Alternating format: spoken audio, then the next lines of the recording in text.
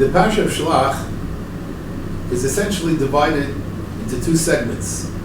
Segment number one focuses on the episode, the tragic episode of the Meraglim and its aftermath. However, strikingly enough, upon the heels of the story of the Meraglim, which has, as I mentioned, several tragic incidents in its wake, such as the Onesh, the punishment, and beyond that, the story of the Mapilim, that they decided to push forward, despite the fact that Hashem indicated, do not ascend. Suddenly, in Perek Yudal Pasuk Tesvav, we have what seems to be almost a volte face, an about face.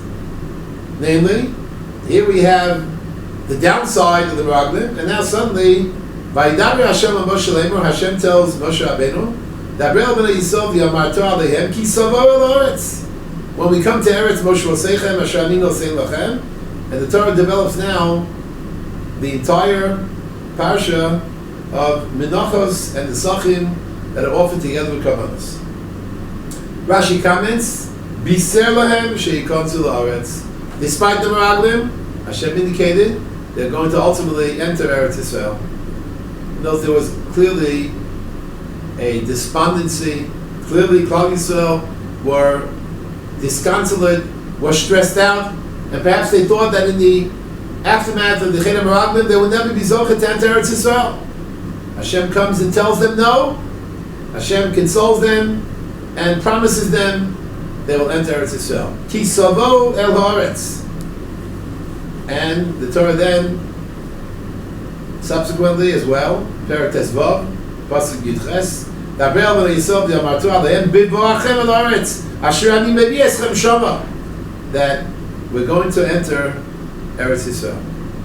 And then the Torah, at that point, in the second description, describes the mitzvah of Chala.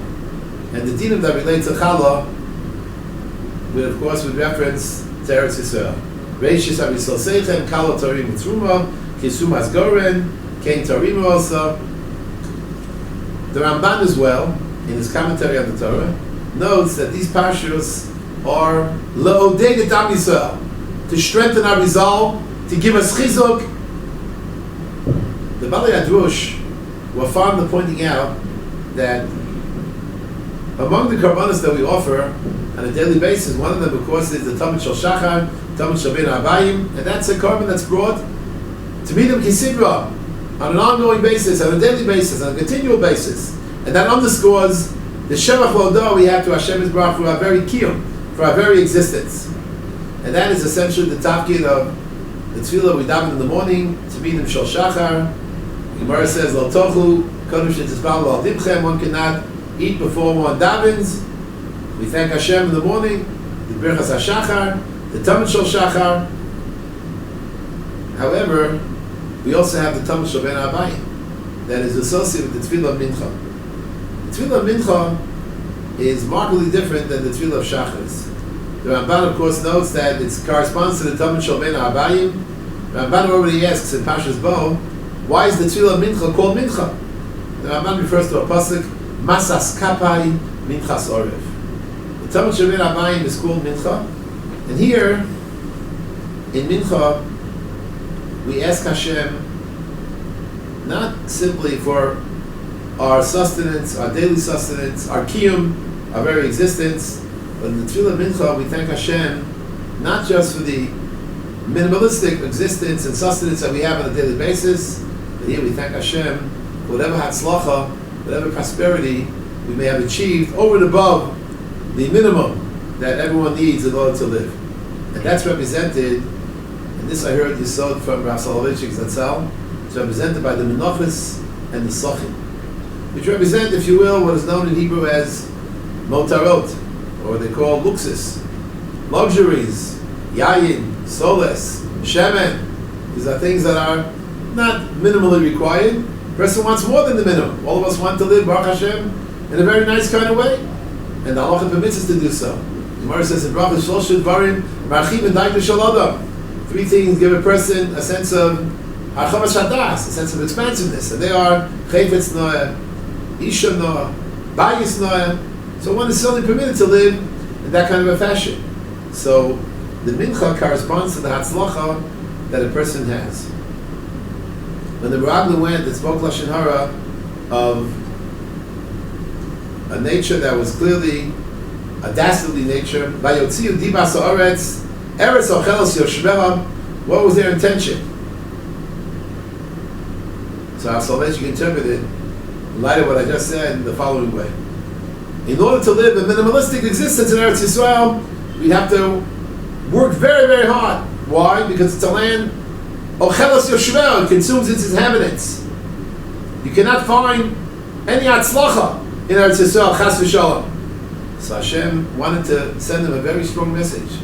Not only does Eretz Yisrael provide us with minimalistic existence, with a kiyum on a daily basis, but in Eretz Yisrael we can be zocheh to osher v'osher, represented by the menachos and the sochim of yayin, of shem and of solis. And this is a tremendous haftacha that Hashem gives those who live in Eretz Yisrael. And Psukim tell us in Dvarim as well. And the Torah describes Eretz Yisrael in such a beautiful way. The beginning of Parshas Ekev, the Torah uses the following language: Ki Hashem Elokechem leviachol Eretz Tova, Eretz Nachli Moyim Ayonos Usomos Siltzim V'Apiku V'Hor, Eretz Chito Usora, V'Gefen Useinu V'Rimo, Eretz Zeishem U'Dvosh, Eretz Asher Lo B'Miskein U'Stoch Habolachem V'Olsech Sarkolba, Eretz Asher Amoneh Barzel Ne'areh Taktzav V'Choshes, Yachalta V'Savota U'Beirachtas Hashem Elokecha L'Aretz HaTova She'Nasa Bach. One sees in Eretz Yisrael not a minimalistic existence, but a maximalistic existence, where Hashem will provide us with all of our needs. And Baruch Hashem, that's the Eretz Yisrael, where the Hashgacha of Hashem is on it from the beginning of the year to the end of the year, as the Torah tells us. This is really a very big pickup. After the first segment of the Parsha of the Meraglim, now we have a Havtacha of Hatzlacha, success and prosperity. I want to thank all of the alumni, Baruch Hashem. We feel very connected to you. We feel that you really are, Baruch Hashem, giving us tremendous chizuk all the time. We have tremendous nachas with you. When we see you grow and continue to grow and mature in all your endeavors, in all your enterprises, both in Gashmias and Ruchnias. And we also are very thankful to you. We're very makitov to all of you for really helping us to not just sustain the yeshiva in a minimalistic kind of way, but even in a maximalistic kind of way, that the yeshiva can be able to provide its talmidim with the harvacha that they require in order to become budding and outstanding b'nai Torah. We thank you in the depths of our heart. We'd like to wish all of you a kayitz, na'im v'na'eh, have a beautiful summer, a summer of continued growth, of hatzlacha, in Torah and Yerushalayim. You should only be zocheh to go le'ela, in kol b'chasa v'shivasa, up and up, just to continue to soar to heights that are unparalleled. And Bel Shem should bring you all Shefa Bracha V'Hatzlacha B'chol Ma'aseh.